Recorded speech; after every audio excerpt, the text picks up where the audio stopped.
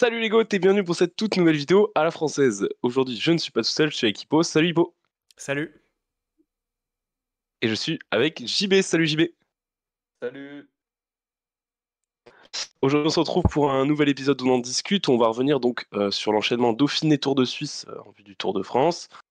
Et on va parler des championnats de France. Donc voilà les gars, c'est parti. Pour commencer, quels sont vos enseignements après donc, ces deux grosses courses de préparation avant le Tour de France? On a eu aussi le Tour de Slovénie, mais bon, il n'y avait pas Poggi.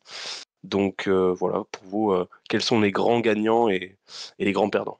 Les grands gagnants, c'est UAE, qui ont montré avec Almeida et Yates qu'ils étaient largement au niveau, même pour aller chercher le podium ou même la victoire si Pogacar a un coup de moins bien. Par contre, du coup, Ayuso a dû abandonner sur le Dauphiné, donc petit point d'interrogation de ce côté-là. Et du côté des rivaux de Pogacar, Roglic s'est montré plutôt rassurant, même s'il a quand même eu un coup de moins bien sur la dernière étape. Et Remco, par contre, a montré qu'il avait quand même encore des sacrées limites en haute montagne, même si du coup en chrono, il a montré que c'était le meilleur rouleur du monde, peut-être aujourd'hui. Donc moi, à la fin de ces deux courses, je me dis, UAE, ils vont faire 1, 2, 3. Ah ouais, carrément. Ah Ah ouais, ok. ouais. Oui, ça prend des Moi, risques. je suis pas aussi Non. catégorique parce que je trouve que l'an dernier, on a vu quand même que le Dauphiné, faut pas être en forme trop tôt. Parce que, par exemple, Ben O'Connor, qui avait fait troisième l'an dernier, après sur le tour, il était nulle part. Donc je me dis, des mecs comme Carlos Rodriguez pour la Ineos, qui étaient bien, mais qui n'étaient pas non plus, voilà, qui n'étaient pas au niveau de Roglic sur la plupart des étapes, ils ont encore le temps de monter.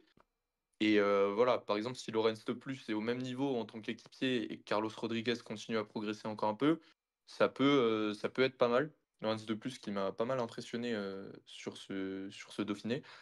Et après, l'autre, un peu grand gagnant, je trouve, c'est Matteo Jorgensen, qui ressort quand même du Dauphiné, en ayant failli le gagner.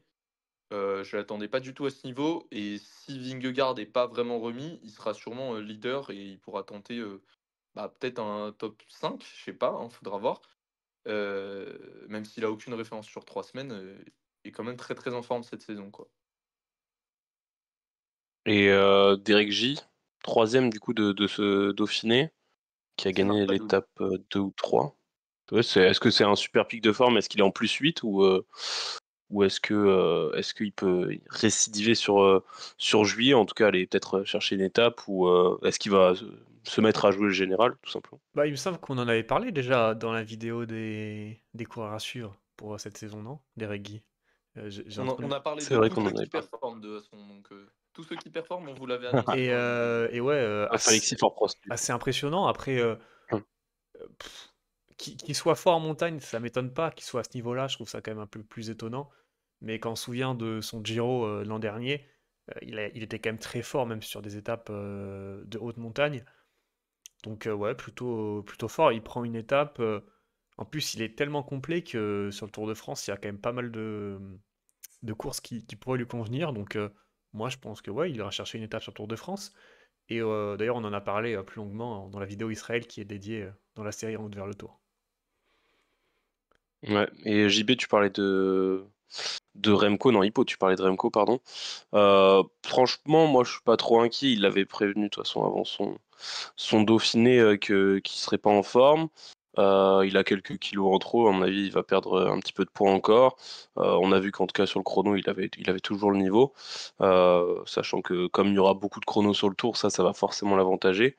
Et la haute montagne arrive, bon, bien sûr, il y a ces premières étapes un peu punchy et tout en Italie, mais la haute montagne reste quand même plus vers la fin, donc il faudra vraiment être en forme en troisième semaine, et je pense qu'en tout cas, il pourra être que en forme en troisième semaine plus qu'il l'est maintenant et qu'il le sera au départ du tour, je pense. Ouais, Ouais, c'est et puis en plus, je trouve que au tout début, on a pensé qu'il allait vraiment être complètement à la ramasse. Sur la première étape de montagne, quand ça attaque, je crois que c'est Vlasov et De Plus qui attaque en premier, il est lâché directement. Moi, je pensais qu'il allait prendre un tir monumental. Et au final, il est monté au train tous les jours, finalement, et il s'en tire pas trop mal. Il est pas, voilà, il fait top 10 au général, je crois qu'il est septième. il a perdu moins de 3 minutes. Donc, bon, sur une semaine, c'est déjà conséquent. Voilà. Mais il avait quand même un niveau qui était loin d'être honteux. Et genre, en plus, il finit plutôt. À fur et à mesure des étapes, ça allait de mieux en mieux, je trouvais. Donc, je suis pas aussi inquiet que Hippo non plus. Bah Donc, après, tout dépend ce qu'on veut pour Remco. Mais moi, je parle surtout parce qu'on en parle comme un favori pour gagner le tour. Et pour moi, aujourd'hui, bah, vu les performances qu'il fait sur le Dauphiné, alors oui, le Dauphiné, ça veut pas tout dire, mais quand tu prends quand même 2 minutes par Derek J sur une semaine, pour moi, c'est compliqué parce que déjà, pour moi, les mecs qui sont sur le Dauphiné, ils vont tous prendre au moins 4 ou 5 minutes par Pogacar sur le tour. Donc, je trouve ça quand même un peu inquiétant. Ouais, Après, pour le top 5, après, bon, on verra.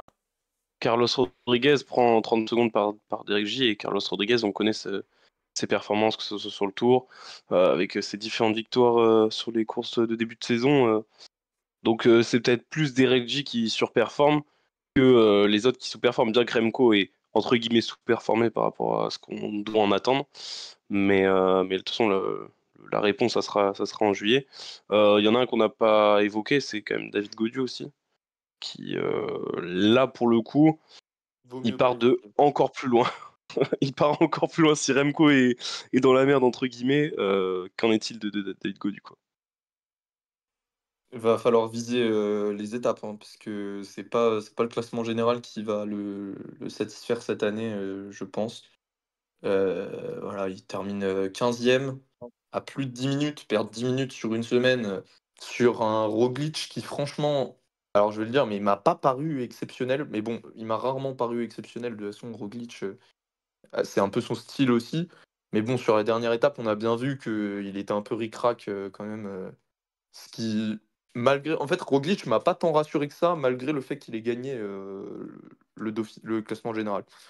Donc voilà, je sais pas ce que vous en avez pensé, mais ouais, pour Goju, j'ai aucune attente en fait pour le tour. Ouais, bah clairement. De toute façon, c'est toujours pareil avec David Gaudu. C'est compliqué, sa forme. C'est très compliqué. Après, si on veut rentrer dans la comparaison avec Remco, il prend 4 minutes sur le chrono, quoi, aussi, David Gaudu, malheureusement. C'est là où, par rapport à un Remco qui, lui, reprend du temps sur le chrono, Gaudu, il perd beaucoup de temps sur la montagne, et en plus, il perd beaucoup de temps en chrono. Donc, pour le général, et en plus, quand tu vois la concurrence, rien que Yates, aujourd'hui, il gagne enfin, il fait deuxième d'un chrono. Alors, certes, il y a de la montagne, mais il est quand même placé.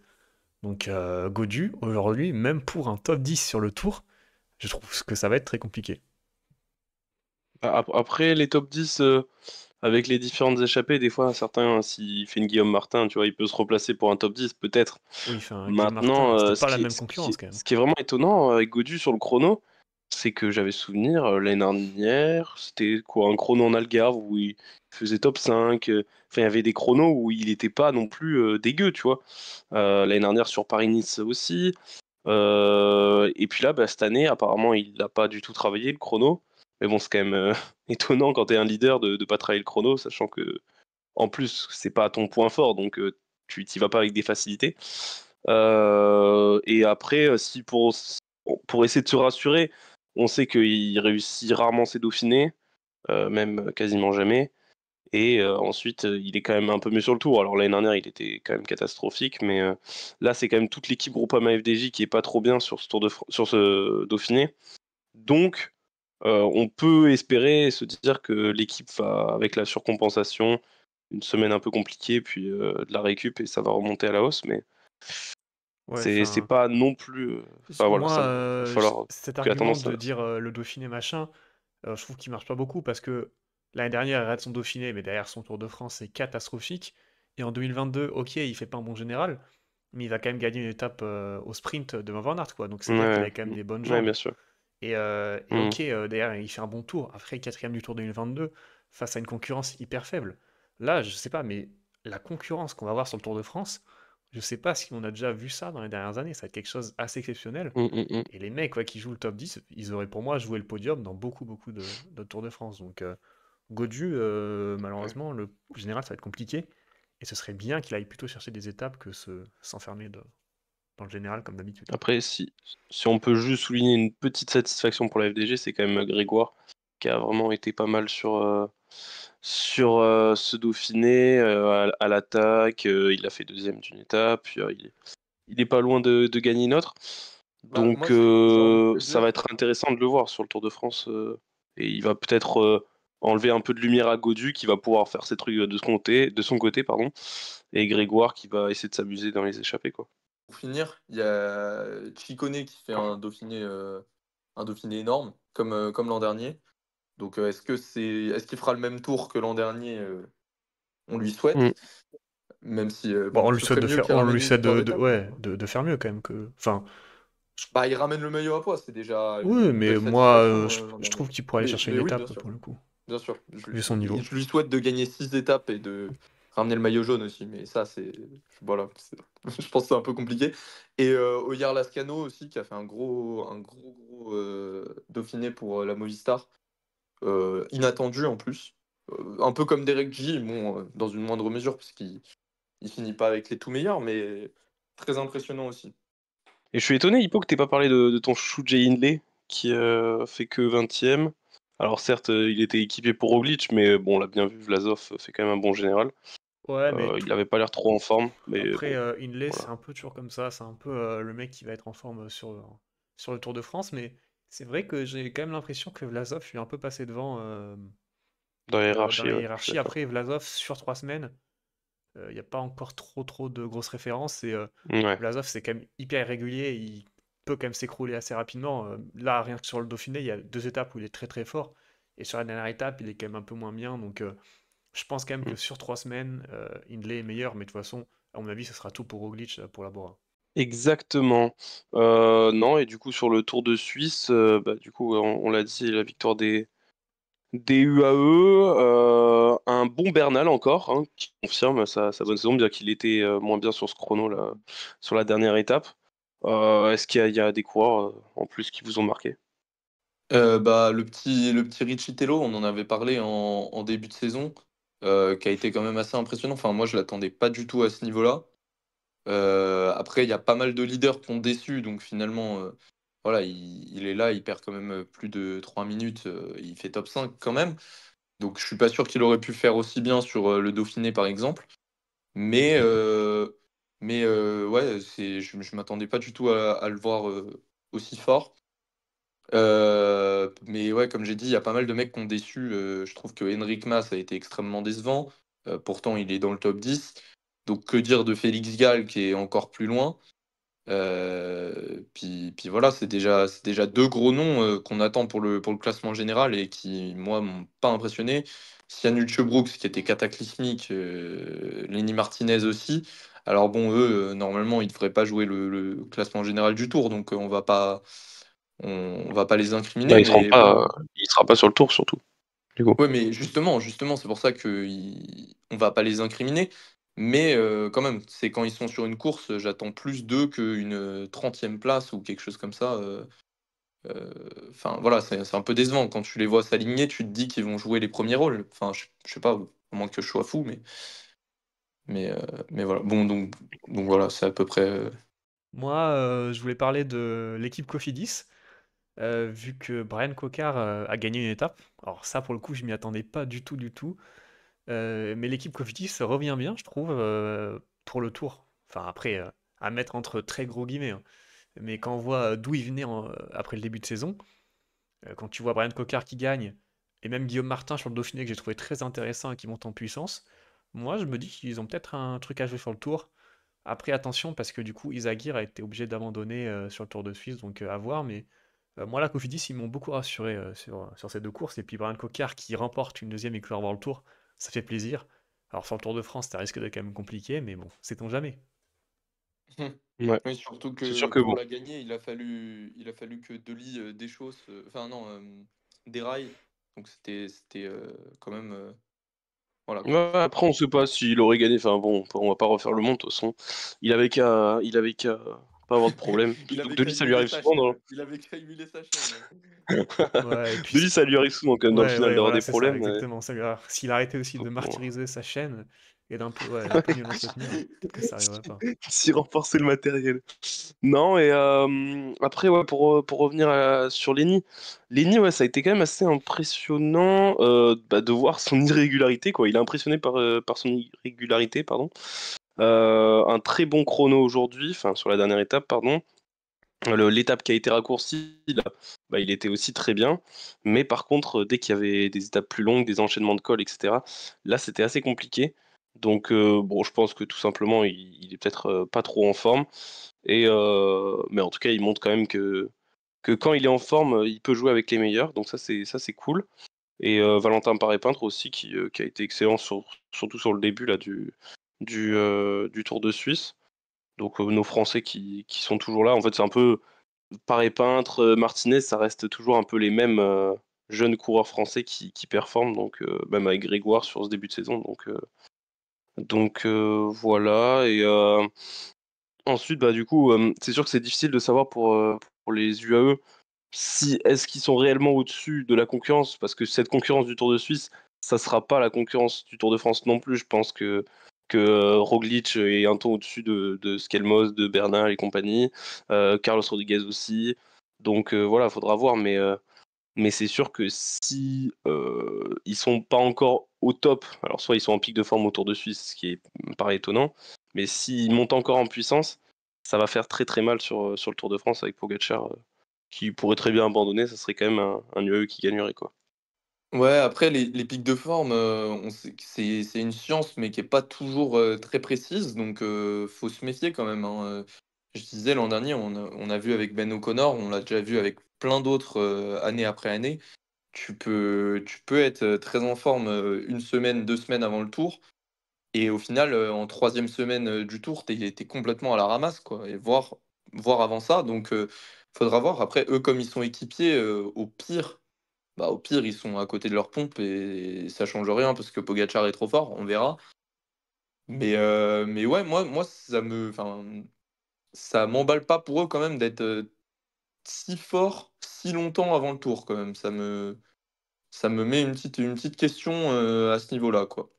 Voilà. Alors que bon, les autres, ils peuvent se dire qu'ils peuvent que progresser quand tu vois Enric Mas là qui se prend des drills par des équipiers de Pogacar. Bon, va falloir se réveiller un petit peu, quoi. Bah, moi, que Yates soit à ce niveau, ça me surprend pas trop, parce qu'on connaît son niveau, Adam Yates, mais que Almeida soit aussi un ton au-dessus, autant là, par rapport à la concurrence, ça, j'avoue, je l'avais pas vu venir. Donc oui, faudra voir, Juillet. Je sais pas ce que toi t'en penses, Thibaut. Bon, moi j'ai déjà dit, pour moi ils vont faire 1, 2, 3, voire plus. Soleil? En fait, Adam Yates, il aurait sûrement gagné le Dauphiné s'il était allé dessus. Donc moi, ça me fait un peu peur. J'ai peur qu'on s'ennuie vraiment sur le Tour de France, parce que quand tu vois les étapes avec Yates et Almeida qui partent à deux, qui discutent pour la montée, mais en plus, tu as vraiment l'impression qu'ils sont, genre, ils sont tranquilles, ils sont en train de faire, ils sont en train de rouler sur du plat à 20 km/h.